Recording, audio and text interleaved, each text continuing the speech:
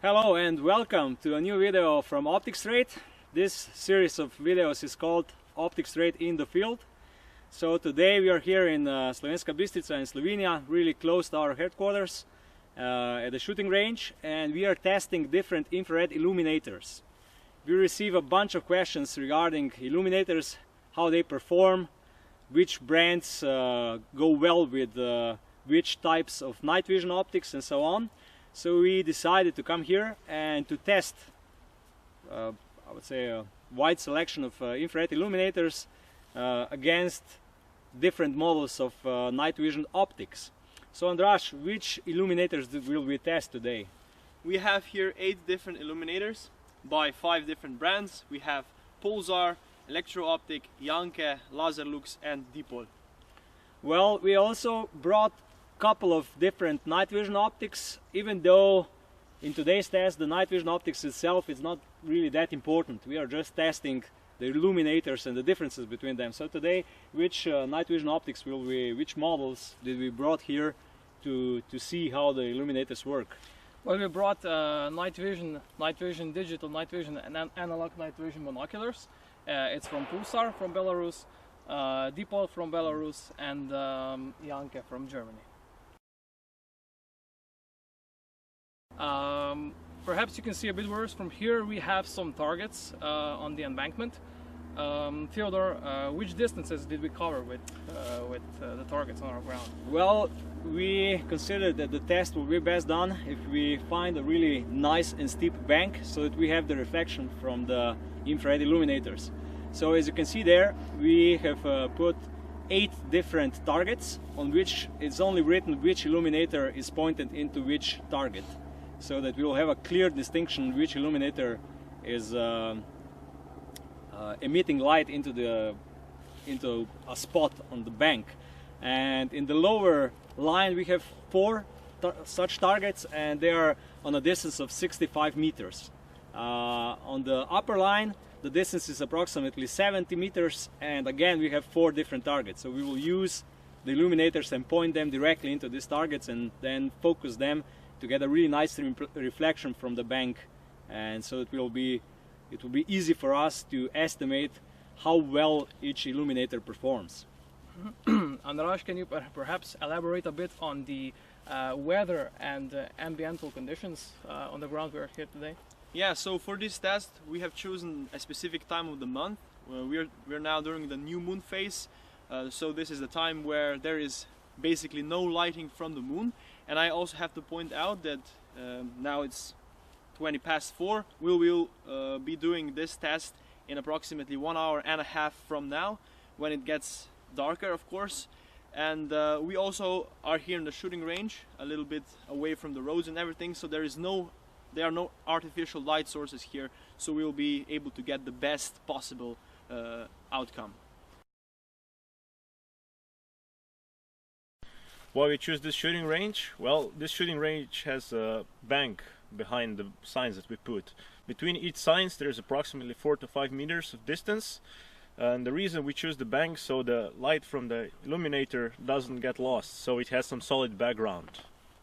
There is a 5-meter difference between the front row and the back row, and we've used a laser rangefinder to determine the distance to the back and the front row. And to the front row it's approximately 65 meters, and to the back row it's around 70 meters. As you can see, we have 8 different illuminators here on the table. So Theodore, could you perhaps tell our viewers a little bit more about each specific illuminator that we have here and about the characteristics?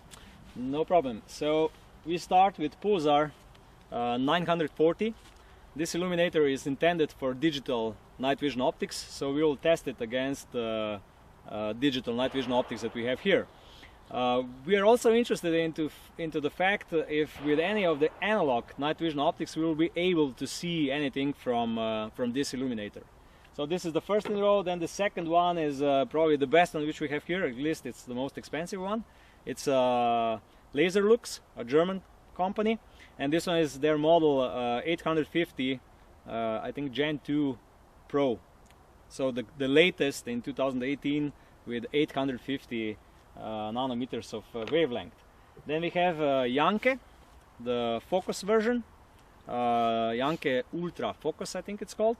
It has the wavelength of the beam I think around 875. So this one should work well with analog night vision optics and also with digital. Then we have the Pulsar X850, so 850 nanometers of wavelength. And then we have the Janke Phoenix 5. So this is a non-focusing infrared illuminator. We are really interested into seeing how big the actual beam of this device is. Then we have the ElectroOptics from Belarus. This one is 850. Also very powerful, at least we are told this. And then we have the 915 Pulsar night vision, well, infrared illuminator. This one is also intended more for the digital night vision, but we are really interested into seeing how it works with the analog night vision. And then, last but not least, we have the Dipol 850 model. So it's called L2. It's a very small, the smallest among them all, and the lightest, and also has the focusing possibility. And it emits light at 850 nanometers of wavelength. So only the Janke Phoenix 5 is non-focusing device. This one has a constant beam size. All others are you're able to zoom in or to focus the beam, and they are all between 850 and 940. So 915 and 940 will be more, they are orientated towards use with the digital night vision, while all others can be used with both. And we are waiting for the dark to see the actual results. Yeah, so thank you very much for your explanation. This will be all for this part. Now let's wait for it to get duskier. Okay. What is the light emitting source in these IR illuminators? Well, this is a different, I would say, very interesting question. And I would first advise all our viewers that they will check our video regarding the differences between LED, light emitting source in this infrared illuminators, and laser emitting source. So from this line of 8 products, we have a couple of them which have LED and a couple of them which have laser. So the laser emitting infrared illuminators are the Dipol, then Pulsar, this one 915, the AL version, ElectroOptics, and I think Laser Lux. All others I think are LED, as far as I'm Do we informed. know which are better? It's hard to say because it's really important how well they are made. And today's test is to see which one is better and how they perform actually. So I would say that the build quality is more important than the actual light emitting source. It is, however, in theory that laser should be better because it emits light in a far more narrower spectrum. That means if it's written on a laser infrared illuminator that it's 850 nanometers, it's going to be really from, let's say, 845 to 855. But on an LED infrared illuminator, it can happen that if it says that it's 850, that in reality it's from 800 until 900 in the whole range. So the light which the lasers are emitting is far more uniform. So in this terms aspect, the laser is a little bit better. Yeah, because the animals, they usually see up to, let's say, 850 nanometers, the light which is emitted at 850 nanometers. So if it's emitted even lower, the animals will detect that you are flashing them with an infrared illuminator. Thank you very much for this information. So today, which night vision devices did we bring with us here today to this shooting range? Well, the first device, as you can see here, is the Dipol XT, and also this one here, the first one on the table, is also the Dipol XT. The difference, one is with the black-white photocathode, the other one is with green cathode. This is the Pulsar forward F100. I think this one is F135 digital night vision device. Then we have the Pulsar Digiforce RT 860 RT, also the digital night vision device. The next one is Pulsar Challenger GS. This is the analog night vision device. And then lastly, this is the Janke from Germany, 1x56, also the analog night vision device. Okay, Theodore, we have here quite some different devices. Well, basically, why is this? Why do we have such different devices? We were interested into the fact how different infrared illuminators perform compared to different technologies. So this is the reason why we have the digital night vision. We have two devices of digital night vision, so that we see how does, let's say, 850 nanometers of wavelength infrared illuminators work with digital night vision. Then on the other hand, we also have the analog generation 1 device here, so that we see if it even detects, let's say, 915 or 940 nanometers of wavelength illuminators. And then we have three different types of generation 2 plus, and so we have two dipols which are quite affordable, the onyx, the black and white, and then the green one. And then we have the hypergain generation 2 plus from Janke, which is probably one of the best you can buy at the moment. And we would like to see if it really, the quality of night vision optics, if it really affects how well you can see with each of the illuminators. So we basically want to see how these devices will react on different illuminators. Yeah, we will see if well, the main dilemma is to buy a really expensive night vision device and then you can use a more affordable infrared illuminator, or if you should go the other way around, to buy a more affordable night vision device, let's say generation 2 plus, and then buy a better infrared illuminator, and maybe the illuminator can help you even with the use of a more affordable and, I would say, with a little bit less performing night vision device of analog type. Okay, that's all for this part. See you in the next one. There are some riflescopes on the table, so Theodore, why is that? Well, most of the devices which you have here are clip-on devices. So we took two different scopes. We took the Schmidt & Bender, this one the ultra short 3 to 20 by 50, and we also took some Noblex N6 2 to 12 by 50, so that we were able to test those clip-on devices. How do they perform against different infrared illuminators while they're on the scope and when you're looking through the scope, because this is their main purpose, and it's this way we'll try to evaluate how well the infrared illuminators really perform.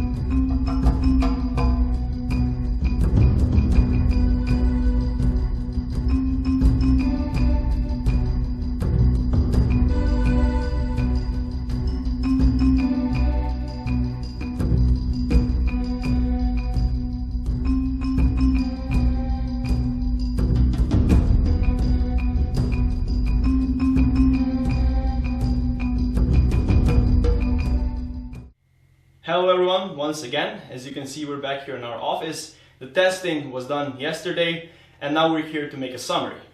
So the reason why we're here today is because yesterday it was very late, it was dark, and the conditions were not so good, but most of all it was really cold. All of our videos, as you can see, were done very nice, very meticulously, but we decided that we want to elaborate with words each and every one of these illuminator specifics. How well do illuminators perform? So that's what we try to do now with this. Yeah, the first idea was that we will capture everything on camera to see how each illuminator performs on a dedicated night vision device there in the middle of the night where we did the field test.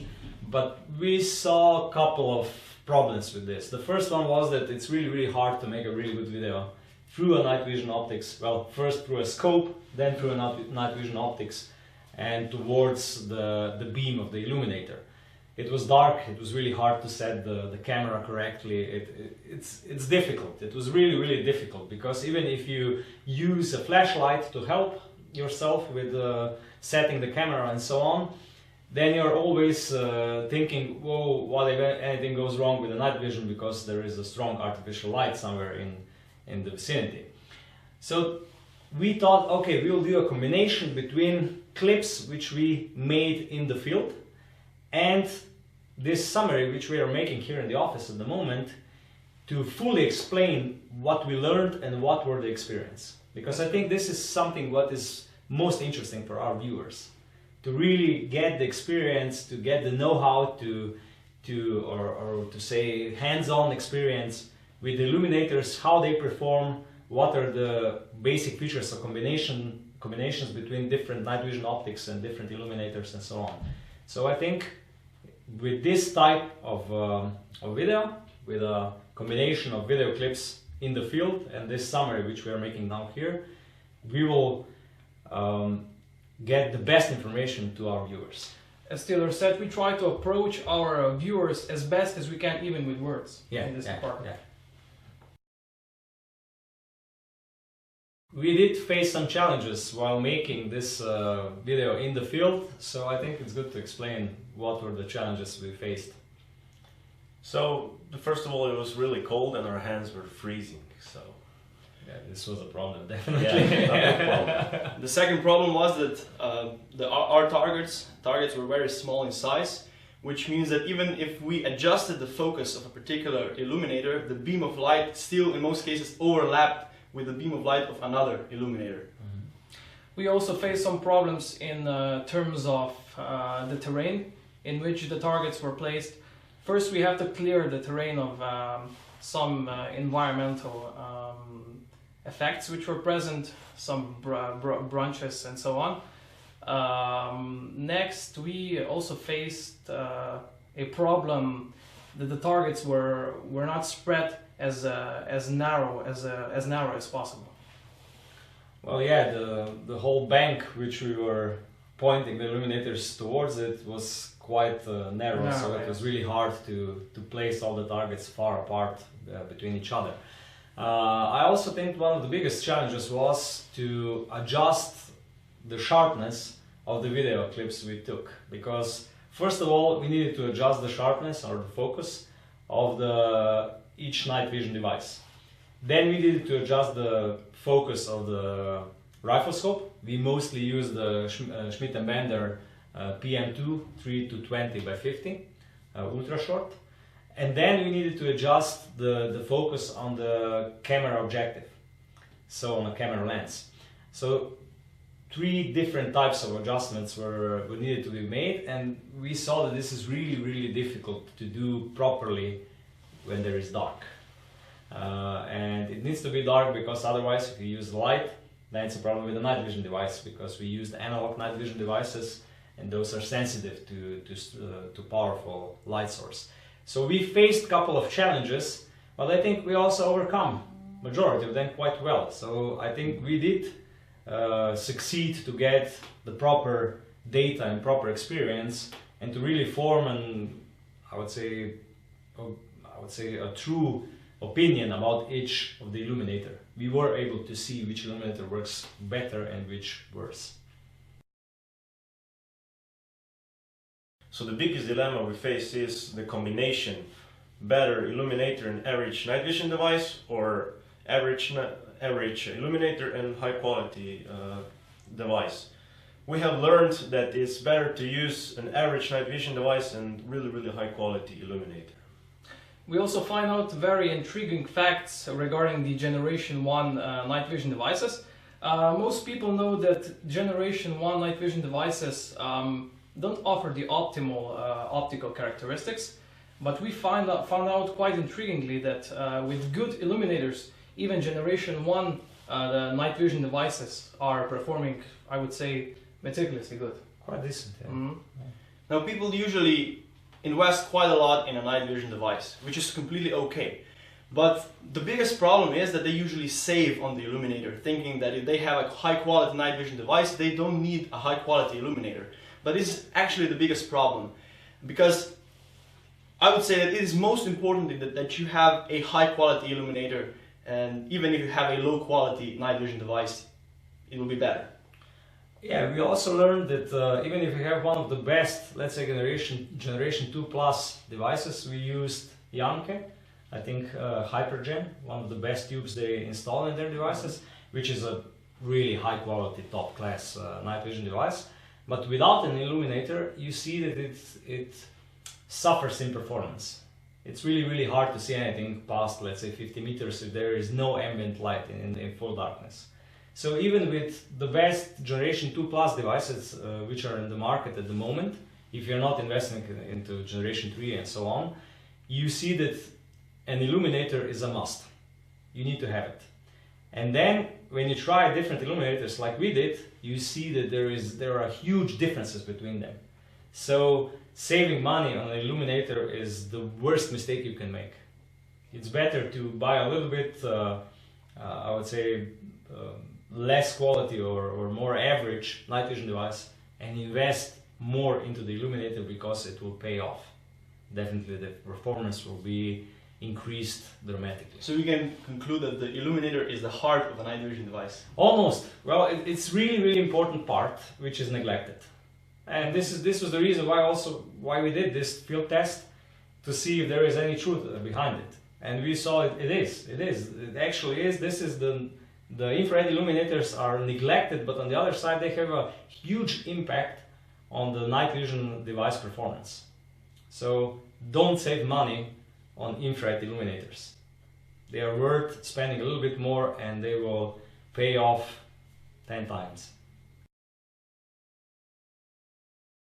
So we took two Gen 2 Plus analog night vision devices, so the more affordable Dipol and the more expensive Janke. What have we concluded? Well, we took these two devices because we wanted to have one which is probably the most expensive one, the Janke Hypergen. It's 7,000 euros or 7,500 euros. And then we wanted to take the most affordable one. This is the Dipol. It costs 2,500 euros, something like that. And we concluded that the difference is noticeable, especially in the resolution. But to be honest, it's mostly noticeable if you're using a low quality illuminator. With a high quality illuminator like Laserlux or especially Aldostech, which was really powerful, the difference became really slim. So we concluded that even if you have a really affordable night vision device, if you have a high quality and really powerful infrared illuminator, the difference in quality shrinks. You still see the optical performance, and we are talking about optical performance, we are not talking about build quality, we are not talking about anything else, but in optical performance you see that with a really powerful illuminator the difference becomes really small between the most expensive or one of the most expensive devices and the most affordable device. So the straightforward answer would be yes, more expensive is better, but it requires some additional explanation. Well, firstly, as you can see, we have three Pulsar devices here. We tested all of these three devices. In the entry price class levels, we would say that Pulsar illuminators perform, I would say, very good, very decent performance, especially in the price classes, as I mentioned, in around 200 euros. But the only lackluster would perhaps be that you are unable to focus the beam of the illuminator so well, and also the as my colleagues will explain later, the robust quality on some other illuminators is a bit better. This one, of course, is not so good. On Pulsar, as we can see, they are made of plastic covering, so perhaps these are the only lacklusters which these devices have. Now with illuminators made by Janke and Laserlux, you of course get, they're of course priced a little bit higher, but you also get a better build quality, you get better performance, which is completely understandable since they are priced higher. Now there is one exception to this, what we were mentioning right now. This is the illuminator by Autostick, which we do not have here on the table right now. It is priced a little lower than Janke and Laserlux, but the performance was a little bit better. So this was the interesting fact that we learned on the field. Yeah, I think we learned first of all that the main, or I would say the biggest difference which you see immediately is the build quality. You see immediately that entry-level devices are usually made out of plastic, and the high-quality devices from Laserlux and Janke and Autostick, they're made out of metal. But when you turn them on, you see the differences that those which are more expensive, you are able to focus better. You are able to see that the edge between the beam and the rest of the environment is really, really sharp. This is something what you don't get with the entry-level devices. And usually they also have a easier setting of the intensity. However, like you mentioned, the big exception was Autostick. They are quite cheaper, more affordable than, let's say, Janke or Laserlux, but they are extremely, extremely effective. They're really, really, the performance is really good, even though they are big and bulky. That's also, I would say, the downside, but the price and the performance, it's exceptional. Also with Pulsar, the X850 also works really, really well with conventional Generation 2 Plus devices, but normally it's made out of plastic, it's a little bit bigger, but it's affordable. Yes, focusing on illuminators is really important. Well, I'll elaborate this a bit. Almost all illuminators which we used had their focusing adjustment, except this one here, Janke Phoenix 5. This one doesn't have the focus adjustment knob, which means it's suitable for a bit more specific types of observations. But all other illuminators which we used had focus, and I would say, in short, focusing is almost a must if you're doing the observation on various distances. So yes. So with some IR illuminators, the adjusting of the beam direction is possible, with others it isn't.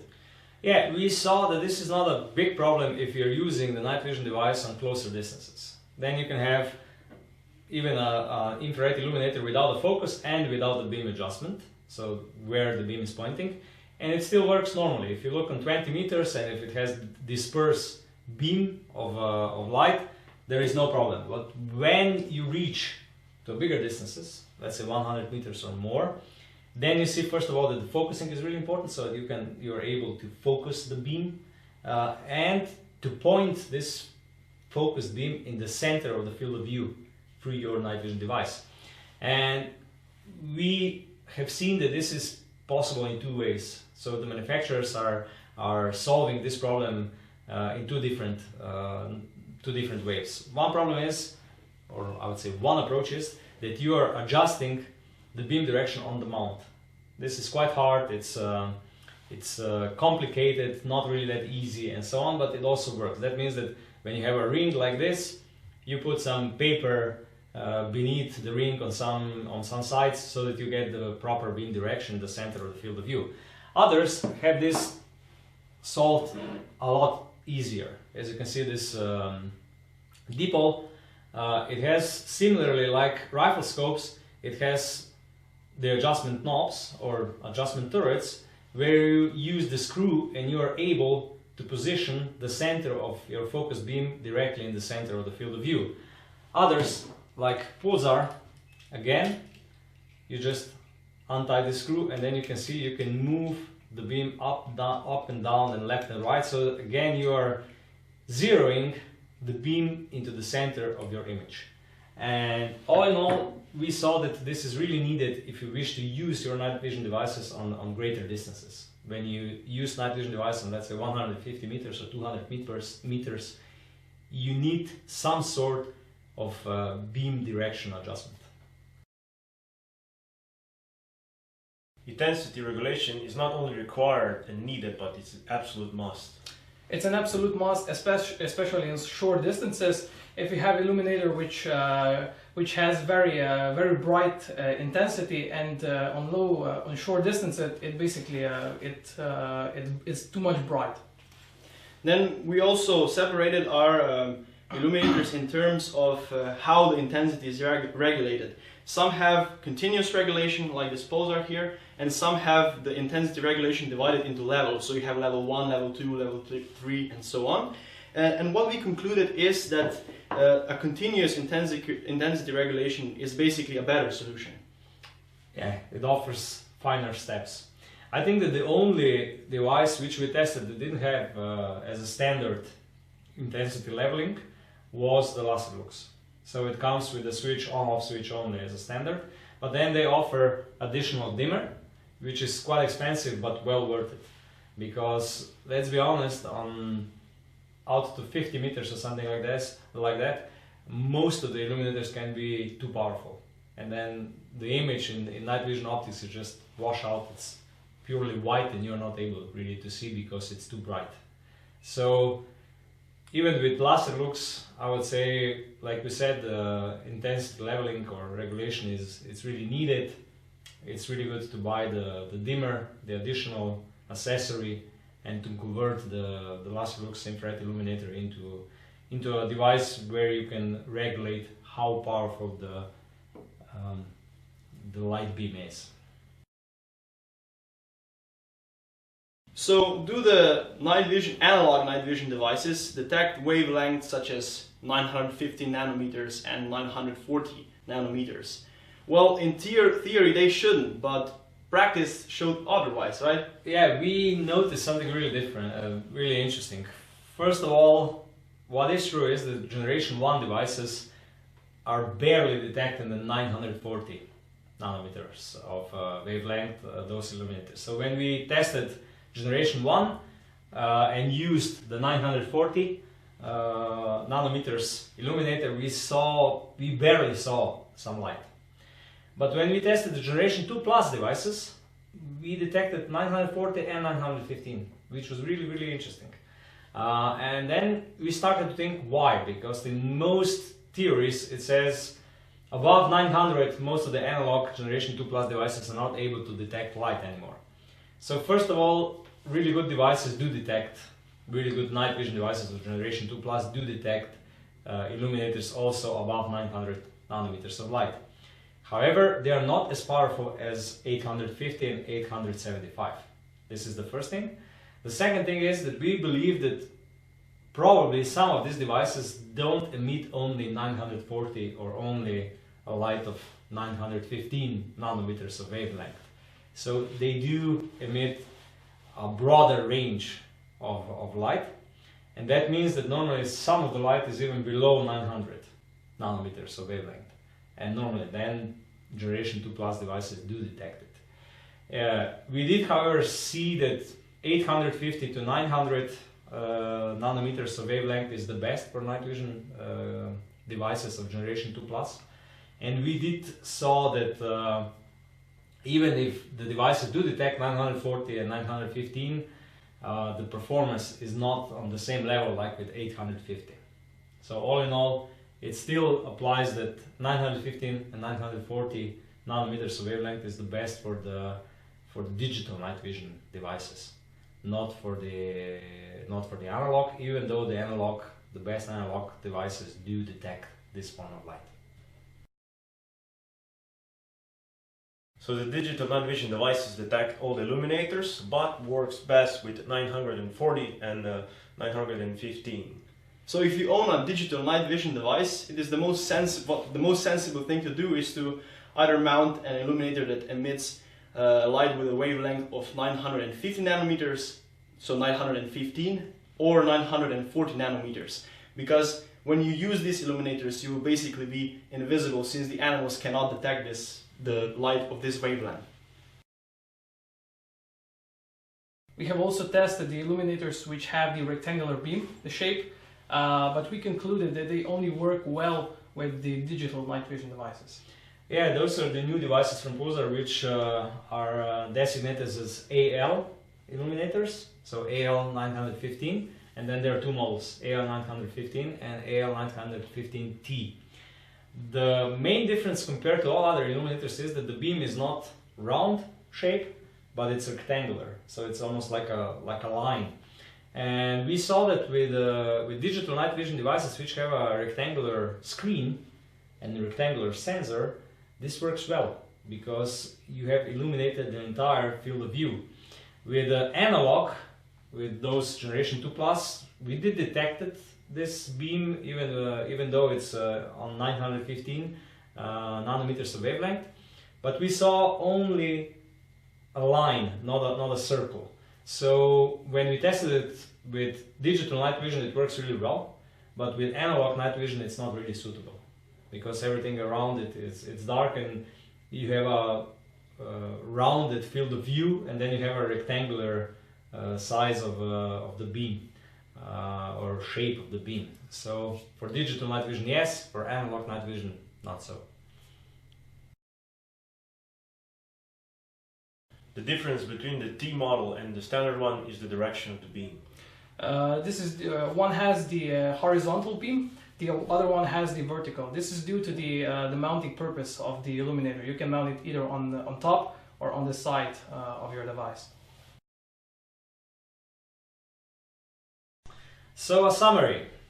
This is in essence why we did this test, to learn how different illuminators perform.